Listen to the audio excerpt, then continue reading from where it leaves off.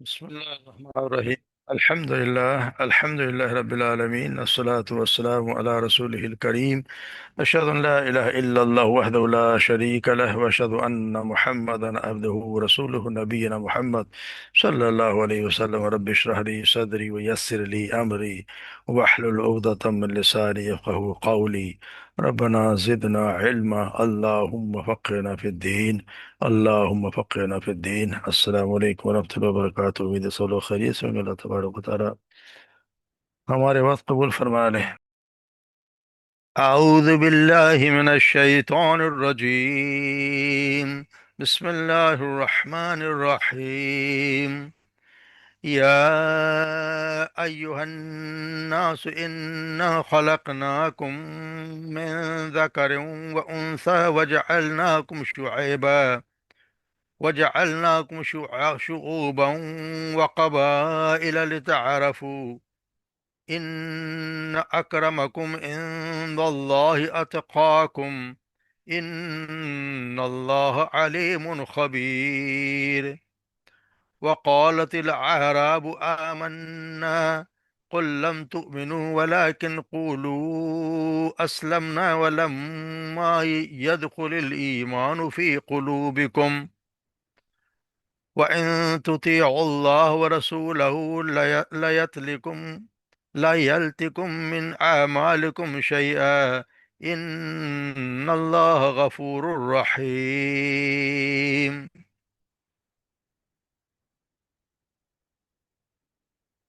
یا ایہا الناس، اے لوگو، انا خلقناکم، بے شک ہم نے پیدا کیا ہے تمہیں، من ذکرن، ایک مرد سے، و انثی، اور ایک عورت سے، وجعلناکم شعوبا وقبائل، اور ہم نے ہم نے تمہیں بنا دیا شعوبا، یعنی قومیں، و قبائل، اور قبائل، لتعارفوا، تاکہ تمہارا تعارف کے لیے، یعنی تم ایک دوسرے کو پہچانو۔ ان اکرمکم، بے شک عزت والا تم میں، یعنی سب سے زیادہ عزت والا تم میں، عند اللہ کے نزدیک، اتقاکم، وہ ہے جس نے جو تقوی متقی ہو، جس نے جو زیادہ تقوی والا ہے، اتقاکم، زیادہ تقوی والا ہو تم میں سے۔ ان اللہ، بے شک اللہ، علیم خبیر، ہر چیز کا علم رکھنے والا اور ہر چیز سے باخبر ہے۔ قالت الاعراب آمنا، دیہاتیوں نے کہا، اعراب نے کہا، دیہاتیوں نے کہا، آمن، ہم ایمان لے آئے۔ قل، کہہ دیجئے، لم تؤمنو، تم ایمان نہیں لائے، ولیکن، لیکن، اور لیکن، قولو، تم کہو، اسلمنا، ہم اسلام لے آئے، یا ہم نے اطاعت کر لی۔ ولما ولما يدخل الایمان فی قلوبکم، اور ایک یہ نہیں داخل ہوا ایمان تمہارے دلوں میں، ایمان ابھی داخل نہیں ہوا۔ وَإِن تُطِيعُوا اللَّهَ وَرَسُولَهُ، اور اگر تم اطاعت کرو گے اللہ کے رسول کی، لا يَلْتِكُم مِّنْ أَعْمَالِكُمْ شَيْئًا، تو وہ کوئی کمی نہیں کرے گا تمہارے اعمال سے کچھ بھی، اللہ تبارک اعمال کا پورا پورا بدلہ ہے، اس میں کوئی کمی نہیں کرے گا۔ ان اللہ غفور رحیم، بے شک اللہ تعالیٰ غفور الرحیم ہے۔ جیسے ہم کل بھی بات کریں کہ یہ صورت بہت اہم ہے، اس میں بہت زیادہ ہدایات ہمیں دی گئی ہیں جو روزمرہ ہماری زندگی کے لیے ضروری ہے، اور جس کی وجہ سے بہت زیادہ دنیا میں فساد بھی ہے اور ایک دوسرے کی لڑائیاں بھی ہیں۔ تو جس طرح کل ہم پڑھ رہے تھے غیبت والی بات، اس میں کچھ چیزیں وقت کی کمی کی وجہ، جیسے ولا یغتب بعضکم بعضا، کہ غیبت نہ کرو، اس میں بہت چیزیں وقت کی کمی کی وجہ سے رہ گئی، تو اس کو تھوڑا سا مکمل کر لیتے ہیں کہ جس میں کس کس چیز میں، جو کون سی جو ایسی چیزیں ہیں جن میں اللہ تبارک و تعالیٰ نے اجازت دی ہے کہ کسی کی برائی اس میں آپ بتا سکتے ہیں، کسی کی برائی کے متعلق ان کو آ، بتایا جا سکتا ہے کہ اس شخص میں یہ برائی ہے۔ تو جیسے جیسے پہلی بات، جیسے ظالم، اگر حکمران ظالم کسی کے ساتھ ظلم ہوا ہو، تو پھر وہ اس سے مظلوم کے خلاف، مظلوم جو ہے اس کے ظالم کے خلاف شکایت وہ کر سکتا ہے، جس سے کہ اس شخص کے سامنے جس سے وہ توقع رکھتا ہے کہ ظلم کو اس سے یعنی کہ ظلم کو دفع کرنے کے لیے کچھ کر سکتا ہے۔ دوسرا کہ اصلاح کے نیت سے، کہ کسی شخص یا گروہ کی برائیوں کا ذکر ایسے لوگوں کے سامنے کرے جن سے یہ امید ہو کہ وہ اسے وہ اس میں کچھ کر سکیں گے یا اس کو اس سے باز کرا سکتے ہیں۔ دوسرا اس کا کسی چیز کا کسی مفتی کے سامنے ایک صورت بیان کرنا، جیسے کہ شخص کی کسی غلط فعل کا ذکر کیا، اسے فتویٰ لینا۔ جیسے جیسے ہم نے کل بات کی تھی کہ اس نے ابو سفیان کی بیوی ہندا نے پوچھا تھا اپنے خاوند سے، اپنے سفیان ابو خاوند کے متعلق، کہ آپ صلی اللہ علیہ وسلم نے پوچھا کہ ابو سفیان بخیل آدمی ہے، مجھے اتنا خرچ نہیں دیتا جو میرے اور میرے بچوں کا کافی ہے، تو کیا مجھ پر گناہ تو نہیں اگر میں اس کے علم سے کے بغیر اس کے مال میں سے کچھ لے لوں؟ تو آپ نے فرمایا تمہارے اور تمہارے بچوں کے لیے جتنا کافی معروف طریقے کے ساتھ لے لیا کرو۔ تو یعنی کہ آپ صلی اللہ علیہ وسلم نے ہند کو اپنے خاوند کا عیب بیان کرنے سے منع نہیں فرمایا، کیونکہ اس کا مقصد مسئلہ پوچھنا تھا۔ پھر یہ کہ مسلمانوں کی خیر خواہی کے لیے، اگر انہیں شر سے بچانے کے لیے کسی کی برائی سے آگاہ کرے تو یہ بھی جائز ہے۔ جیسے عائشہ صدیقہ فرماتی ہیں کہ آپ صلی اللہ علیہ وسلم کے پاس ایک شخص آیا تو آپ نے فرمایا کہ اسے اجازت دے دو، یہ خاندان کا برا آدمی ہے۔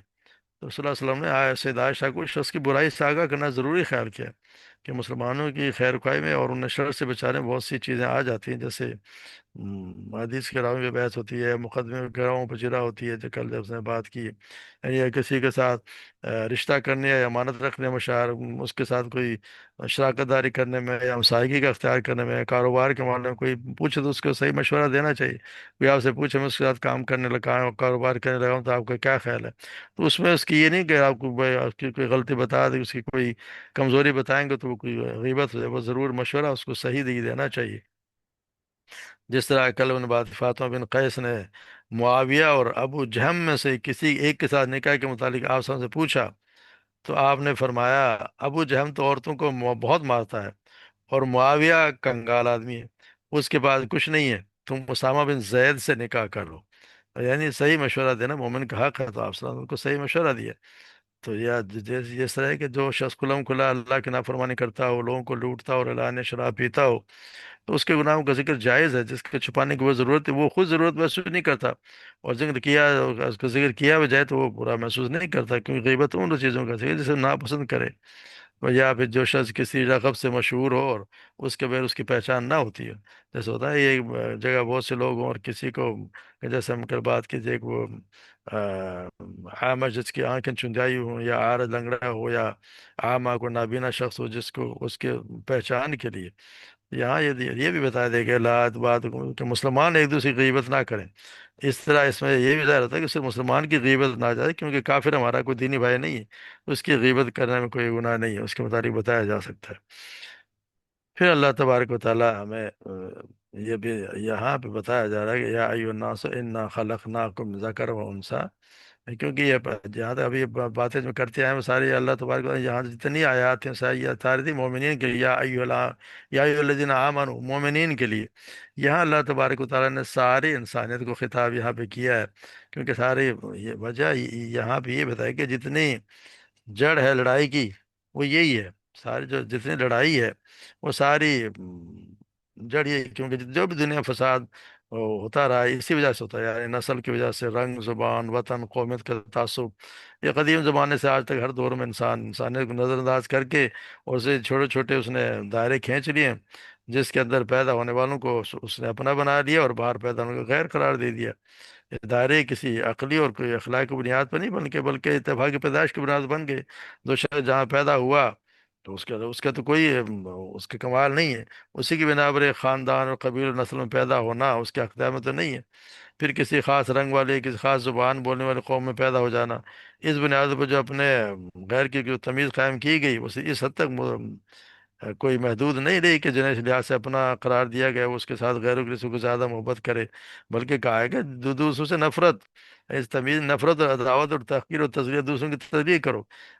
عربوں میں بھی یہ تھا کہ ایک قبیلہ دوسرے قبیلے کی اتنے ان کے شاعر دوسرے قبیلے کے متعلق اتنی باتیں کرتے تھے، ان کی جاسوسی کرایا کرتے، ان میں کیا کمزوریاں ہیں، ان کو اتنا اچھالتے تھے، دوسرے قبیلے کو ذلیل کر کے رکھ دیتے تھے، اس کو اتنا نیچا کر دیتے، تو یہی دنیا بھی آج تک ہوتا رہا ہے۔ یہ قوموں اور سلطنتوں سے اپنے مستقل مسئلہ صدیوں پہ اسی طرح عمل ہوتا رہا ہے۔ یہودی نے اسی بنا پر बनी इसराइल को अल्लाह की क्या पसंदीदा मखलूक बना लिया कि हम ही अल्लाह के बेटे हैं।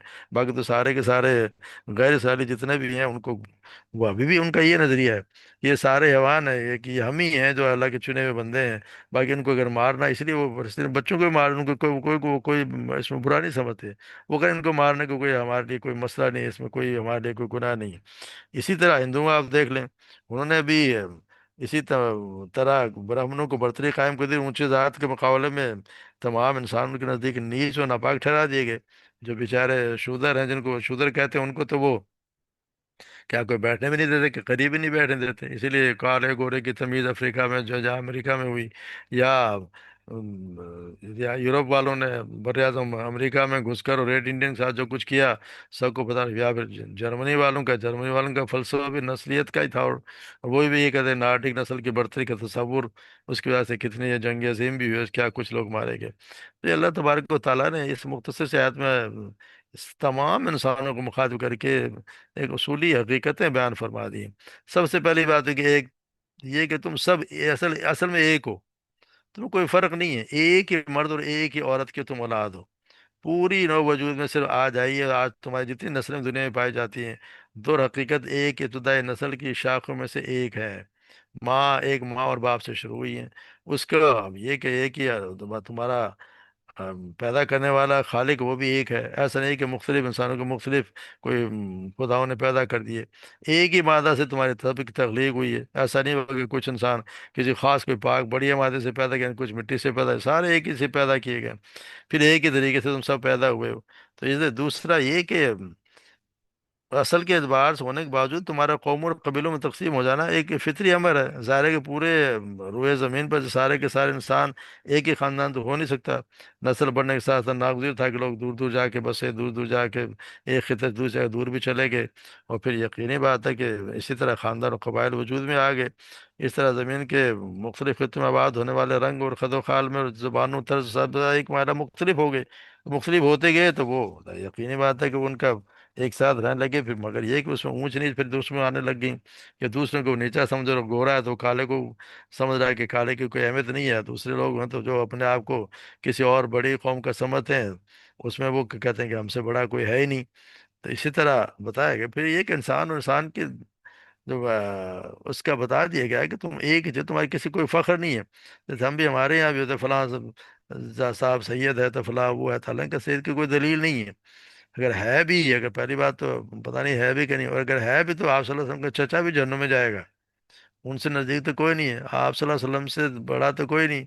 उनका चचा भी जहन्नुम में जाएगा, वो कोई जन्नत में नहीं जाएगा कि सिर्फ नसब की वजह से चला जाए। तो ये ये दिया गया कि सारे तुम सब आदम के औलाद हो, आदम मिट्टी से थे।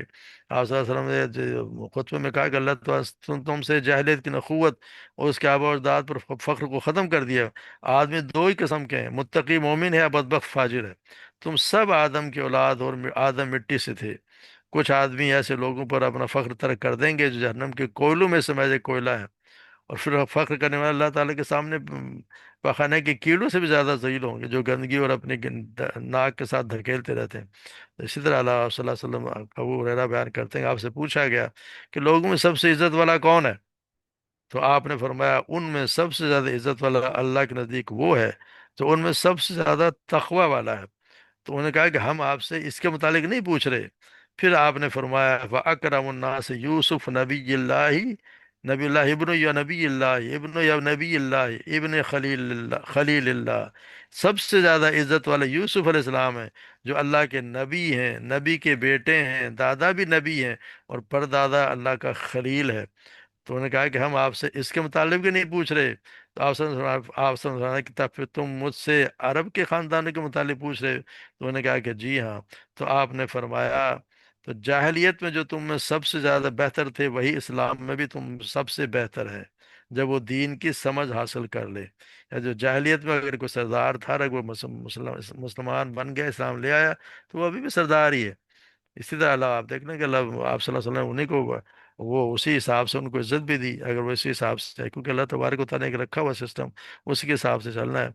और फिर ये भी बताया गया है कि एक जगह ये बताया कि लोगों सुन लो, तुम्हारा रब एक और तुम्हारा बाप भी एक है। सुन लो ना किसी अरबी को अजमी पर, کوئی برتری حاصل نہ کسی اجمی کو کسی عربی پر، نہ کسی سرخ کو کسی کالے پر، نہ کسی کالے کو کسی سرخ پر، مگر تقوا کی بنا پر، یعنی تقوا کے علاوہ کوئی نہیں ہے۔ پھر ایک دفعہ آپ سے ابو ہریرہ فرمایا، آپ سے فرمایا، اللہ تبارک و تعالیٰ تمہاری صورتوں اور تمہارے معمول معالوں کو نہیں دیکھتا، بلکہ تمہارے دلوں اور تمہارے عملوں کو دیکھتا ہے۔ تو اسی طرح ایک لمبی حدیث ہے جس میں آپ صلی اللہ علیہ وسلم فرمایا، اللہ تبارک و تعالیٰ نے میری طرف وہی فرمائی ہے کہ آپس میں تواضع اختیار کرو، حتیٰ یہ کہ نہ کوئی تو کسی پر فخر کرے اور نہ کوئی کسی پر زیادتی کرے۔ یہ اللہ تبارک و تعالیٰ کی خاص سے بتا دیا کہ تم سب ایک ہی چیز ہو۔ ہاں، اگر کسی کو فضیلت، اگر کسی کو برتری کی بنیاد ہے تو وہ صرف اخلاق کی فضیلت ہے، یعنی پیدائش کے اعتبار سے تمام انسان یکساں ہیں، کیونکہ ان کو پیدا کرنے والا ایک ہے، اس آپ کو یہ مگر وہ کوئی یہ اگر کسی شخص کو اگر کوئی اصل چیز جو اس کی بنا پر ایک شخص کسی دوسرے فضیلت حاصل ہوتی ہے تو وہ یہ ہے کہ دوسروں پر سے بڑھ کر وہ اللہ سے ڈرنے والا، برائیوں سے بچنے والا اور نیکی اور پاکیزگی کا راہ اختیار کرنے والا ہو۔ اگر وہ ایسا شخص ہے جو نیکی اور پاکیزگی کی راہ پر چل رہا ہے اور وہ اللہ تبارک و تعالیٰ سے یہ اسی کا یہ توفیق دی ہے، تو وہ اللہ کے نزدیک سب سے تم میں سب سے زیادہ عزت دار ہے۔ یہاں دنیا کے جو نظر آتے ہیں، ضروری نہیں ہے کہ جس کی زیادہ یہاں عزت ہو رہی ہے، جس کا پروٹوکال مل رہا ہے، وہ بہت عزت والا ہو، جس بیچارے کو کوئی پوچھ بھی نہیں رہا، جو گلی میں پھر رہا ہے، اس کی کوئی عزت نہیں ہے۔ اللہ تبارک و تعالیٰ جانتا ہے کس کا کیا مرتبہ ہے، اسی لیے کہتے ہیں کسی کو نیچ نہیں سمجھنا چاہیے۔ ہمیں یہ کوئی پتہ نہیں کہ یہ کیا ہے، اور پھر جو آج اس کو جتنی عزت ملی ہے، جو جتنا نیک پرہیزگار ہے، اللہ جانے اس کا خاتمہ کس پہ ہو۔ اصل مسئلہ تو آپ کے دار و مدار تو خاتمے پر ہے کہ آپ کا خاتمہ کس حیثیت سے ہوتا ہے۔ اگر اسلام کے ساتھ، اللہ کے وحدانیت کے ساتھ اگر خاتمہ ہے تو وہ جنت میں جائے گا، اگر مرتے وقت بھی اگر کوئی مسئلہ ہو گیا اور وہ کیا خاتمہ اچھا نہیں ہوا تو اللہ تبارک و تعالیٰ رحم فرمائے وہ کہیں اور ہی جائے گا۔ تو یہ اللہ تبارک و تعالیٰ اسی طرح قرآن میں بھی آپ صلی اللہ علیہ وسلم نے ان کو مختلف خطبات اور ارشاد میں بتا دیا گیا ہے کہ جو ابھی جب نے پڑھی ہیں کہ کوئی بس انسان جو ہے وہ سب ایک ہی ہیں، صرف جو اگر کسی کو ہے تو تقوی کے حساب سے تم سب اعلیٰ آدم کی اولاد و مٹی سے پیدا کیے گئے تھے، لوگ اپنے آبا و اجداد فخر کرنا چھوڑ دیں۔ اسی طرح اور یہ بھی بتایا گیا اللہ تبارک و تعالیٰ قیامت کو تمہارا حسب رسب نہیں پوچھے گا، اللہ کے سب سے زیادہ عزت والا وہ جو سب سے زیادہ پرہیزگار ہے۔ تو یہ اللہ تبارک و تعالیٰ نے ہمیں یہاں یہ ساری انسانیت کو یہ خبر دے دی کہ تمہارا یہ جو قبیلوں میں فخر کرنا اور اپنی ذات برات پہ فخر کرنا، اپنے رنگ پہ فخر کرنا، اور یہ اپنے فلاں جگہ پیدا ہو گیا، اس کا کوئی کمال نہیں۔ اللہ تبارک و تعالیٰ نے سب کو اس لیے کر دیا کہ اس سے ایک دوسرے کو تعارف، ایک دوسرے پہچان سکو، ورنہ اصل میں عزت جو ہے وہ اللہ تبارک و تعالیٰ تقوی کی ہے، اور وہی وہ جاننے والا ہے، وہ علیم الخبیر ہے، وہ جانتا ہے کہ کون جو کچھ کر رہا ہے اس کے دل میں کیا ہے، اس کے اصل مقصد کیا ہے، سب کچھ جب پوری خبر ہے، وہی جانتا ہے کس کے دل میں تقوی ہے، جس کی وجہ سے سب سے زیادہ معزز ہونے کی شرف حاصل ہے اس کو، یا یہ دلوں کا حال بھی جانتا ہے کہ کوئی کسی اور فخر کیسے کر سکتا ہے، کیا کچھ کر رہا ہے، وہ حقیر کو بھی جانتا ہے اور فخر کرنے والے کو بھی جانتا ہے۔ تو اللہ تبارک و تعالیٰ ہم سب کو بھی اس پہ عمل کرنے کی وجہ اللہ تعالیٰ ہمیں بھی یہ سمجھ عطا فرما دے کہ ہم اپنے آبا و اجداد پر، اپنے قوم پر کوئی فخر کرنا چھوڑ دیں۔ اور خالت پھر یہ ان بدوؤں کے متعلق جو دیہاتی تھے، جو آ، مدینہ منورہ کے آس پاس تھے، جو ایمان لے آئے تھے، ان کے متعلق فرمایا جا رہا ہے، کیونکہ وہ ایک تو وہ نہیں گئے تھے آپ صلی اللہ علیہ وسلم کے ساتھ فتح مکہ میں، جب بلایا اس وقت بھی نہیں گئے۔ پھر یہ وہ لوگ تھے جو آگے اکثر آپ صلی اللہ علیہ وسلم آیا کرتے تھے، اور ان کو یہ اور مسلمان تو اس لیے ہو گئے تھے کہ انہوں نے دیکھا کہ اسلام کی بہت قوت ہو گئی ہے، اور یہ ہو گیا کہ وہ باہر آ رہے وہ سب بن گئے، مسلمان لے آئے۔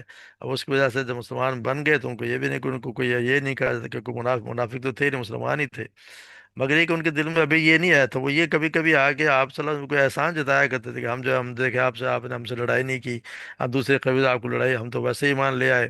اور وہ اس میں استدلال اللہ آپ صلی اللہ علیہ وسلم کو زیادہ کچھ ان کی فرمائشیں بھی ہوا کرتی تھیں۔ تو یہاں ان کو یہ فرمایا جا رہا ہے کہ ایک سب کے لیے بات نہیں ہو رہی، کچھ کچھ لوگوں کے بعد قالت الاعراب کہ ہم ایمان لے آئے، تو ان سے کہا کل لم تؤمنوا ولکن قولوا اسلمنا، ان سے کہو کہ تم جو ہے وہ ایمان نہیں لائے بلکہ یوں کہ ہم اسلام لے آئے ہیں۔ واضح ہے بس، تو قرآن اور حدیث میں عام طور ایمان و اسلام ایک ہی معنی میں استعمال ہوتے ہیں، جس میں دل کا یقین ہو، ظاہری فرمبرداری دون، جس کا دل میں یقین بھی ہو، زبان سے اقرار بھی ہو، اور پھر اس پہ زبان اپنے اعمال اعمال کا ظاہر ہونا بھی فرمانبرداری دونوں شامل ہے. جیسے آپ صلی اللہ علیہ وسلم نے ابن ابو القیس کے عبد القیس کے ایمان کی تشریح کرتے فرمایا کہ ایمان کلمہ شہادت، نماز، روزے، زکوٰۃ، حج اور غنیمت میں سے خمس ادا کرنے کا نام ہے. اور اللہ تبارک ان الدین عند اللہ الاسلام کہہ کر اپنی جناب میں اسلام کو ہی معتبر دین قرار دیا ہے. تو ظاہر ہے کہ وہی دین معتبر ہے جو دل پہ یقین سے اور صرف ظاہر اعمال سے تو وہاں کچھ حیثیت نہیں رکھتے. تو بعض اوقات اسلام سے مراد ظاہری احکام کی پابندی، اور ایمان سے مراد قلبی یقین ہوتا ہے. جیسے کہتے ہیں نا کچھ لوگ کہتے ہیں کہ ایمان اسلام یہ ہے کہ اللہ کو ماننا، اور ایمان مومن کون ہے کہ اللہ کی ماننے والا. تو یہ ویسے ہی تفریق دے. اصل میں یہ ہے کہ بعض اوقات اسلام سے ظاہری احکام کی پابندی، یعنی مسلمان کلمہ بھی پڑھ رہا ہے، نماز روزہ بھی کر رہا ہے، زکوٰۃ بھی دے رہا ہے، ظاہری احکامات کی پابندی ہے. اور ایمان سے مراد قلبی یقین، اس کو یقین ہو، اللہ کے یقین کے ساتھ وہ عبادت کر رہا ہے، جیسا کہ حدیث جبریل میں ہم پڑھا ہے. تو یہاں بھی ایسا ہی ہے. بس کہ یہ مطلب یہ نہیں کہ ہمیشہ ایمان سے مراد کو دلی یقین اور اسلام سے مراد ظاہری اعمال ہوتے ہیں، بلکہ بعض اوقات اسلام سے مراد دل سے مان لینا ہے. جیسے جیسے وہ شخص جو جس سے اللہ چاہتا ہے اسے ہدایت دے دے، اس کا سینہ اسلام کے لیے کھول دیتا ہے. جس طرح بعض اوقات ایمان سے مراد صرف زبانی کلمہ پڑھنا بھی ہوتا ہے. اے لوگو جو ایمان لائے ہو، یعنی جو ایمان کا اقرار کیا ہے، ایمان لے آؤ. یا ایھا الذین آمنو، ایمان تو لے آئے، ان کو کہا جا آمنو باللہ رسول، ایمان لے آؤ. تو یہاں یہ فرمایا جائے ان سے کہو تم ایمان نہیں لائے، بلکہ یوں کہو اسلام لے آئے ہیں. یعنی ہم کلمہ پڑھ کے اسلام میں داخل ہو گئے ہیں اور ان کے ظاہری احکام پر عمل شروع کر دیا ہے. تو یہاں اللہ تبارک و تعالیٰ ان سے یہی کریں کہ ایمان تم لائے، اسلام لے آئے، تم ابھی تمہارے دل میں داخل ہوا نہیں ہے. داخل ہوگا تو پھر اس کی بات ہو. یعنی کہ اللہ تبارک، کیونکہ یہاں کسی کے دل میں یقین نہیں تو ظاہر اعمال کا کچھ اعتبار تو ویسے ٹھیک ہے. جو تر تو مسلمان تو ہے، مگر اللہ تبارک و تعالیٰ ہی جانتا ہے اس کے دل میں کیا ہے. اور پھر اللہ تو یہ کیا کہہ رہے ہیں، لما ولا ید ولما ولما يدخل الایمان فی قلوب، تمہارے ابھی تک تمہارا ایمان جو تمہارے دلوں میں داخل نہیں ہوا ہے. یعنی کہ اس جب سے پتہ چلتا ہے لوگ اگرچہ پکے مومن نہیں تھے مگر منافق بھی نہیں تھے، کیونکہ دل سے آپ صلی اللہ علیہ وسلم کو جھوٹا نہیں جانتے تھے. یہ ان کے شک کی وجہ ان کے ایمان کی نفی نہیں کی گئی. اگلی آیت میں مومن ان لوگوں کو قرار دے جو ایمان لائے انہوں نے شک نہیں کیا. تو اس طرح پھر یہ بتا دے ان تطیعوا اللہ و رسولہ، اللہ اگر تم کرو گے اطاعت کرو اللہ اور رسول کی، تو اللہ تبارک و تعالیٰ تمہارے اعمال میں کوئی کمی نہیں کرے گا. اللہ تبارک و تعالیٰ تم جو کرو گے اس کے تمہیں پورا پورا بدلہ دے گا. ہاں تمہیں کوئی ظاہر ہے کہ ان دونوں کے اطاعت کی شرط ہے، اول اس میں سچے دل سے ایمان رکھنا ہے. سچے دل سے ایمان ہوگا تو اللہ کی اطاعت بھی کرے گا، رسول کی اطاعت بھی کرے گا. اس میں خاص اخلاص و یقین کی ترغیب دلا گئی. یعنی اسلام کے احکام پر ثواب کی امید بھی اس وقت ہو سکتی ہے جب ظاہر اور باطن سے اللہ اور اس کے رسول کی اطاعت ہو. تو یہاں اللہ تبارک و تعالیٰ رسول کے اطاعت کے بعد اعمال کا پورا ثواب دینا، اس پہ کمی نہ کرنا صرف اللہ کا کام ہے، رسول کا کام نہیں ہے. یہاں بتا دیں کہ اللہ تبارک و تعالیٰ تمہارے اعمال میں کوئی کمی نہیں کرے گا. لا یلتکم من اعمالکم شیئا ان اللہ، کیونکہ اللہ تبارک و تعالیٰ تو غفور رحیم ہے. یعنی اطاعت کے بعد پہلے جتنی کوتاہیاں ہیں تم نے ہوئی ہیں وہ اللہ تبارک و تعالیٰ معاف کر دے گا، کیونکہ وہی ہے جو بے حد پردہ گناہوں پہ پردہ ڈالنے والا اور رحمت رحم کرنے والا تو وہی ہے. غفور سے مطلب مغفرت کا مطلب ہوتا ہے کہ آپ کے گناہوں پہ پردہ ڈال دیا جائے، اب اس کو ظاہر نہ کیا جائے، پوشیدہ اس کو بالکل جیسے ہمارے ابھی بھی اللہ تبارک غفور رحیم ہے تو ہمارے گناہوں پہ پردہ ڈالا ہوا ہے. اللہ تبارک و تعالیٰ تو وہاں بھی ہمارے اللہ تبارک و تعالیٰ کے پردہ ہی ڈلا رہے تو ہم عزت بچی رہے. اللہ تبارک و تعالیٰ ہم سب کو اس صحیح سمجھ کی اور اس پہ عمل کرنے کی توفیق عطا فرمائے. اصلی یہ صورت بہت اہم، اور کل جس طرح ہم نے وہ باتیں پڑھی ہمیں کوشش یہ کرنی چاہیے اس پہ جتنا زیادہ سے زیادہ استطاعت کے مطابق عمل کریں. عمل اگر نہیں ہوگا تو پھر تو کوئی فائدہ نہ ہوا. اور عمل کرنے سے بہت سی برائیوں سے ہم بچ جائیں گے، اور بہت سی لڑائیوں سے بدگمانیوں سے انسان بچ جاتا ہے. اگر غیبت کرے گا تو پھر دوسروں سے پتہ چلے گا تو یقینی بات ہے اس کے دل میں بھی اس کے لیے کوئی اچھا ریئیکشن تو نہیں ہوگا، وہ اس کو برا ہی خیال کرے گا. تو یہ بہترین اللہ تبارک و تعالیٰ نے یہ صورت اس کو بار بار پڑھ کے اس پر کوشش کرنی چاہیے کہ اس کے جو جتنے بتائے گئے ہیں چیزوں پہ ہم پوری طرح عمل کرنے کی کوشش کریں، بلکہ پوری طرح کوشش کریں، تہیہ کریں کہ ہم نے ایسا کرنا ہے. اللہ تبارک و تعالیٰ ہم سے قبول فرما اور ہمت بھی دے. وما علینا الا البلاغ.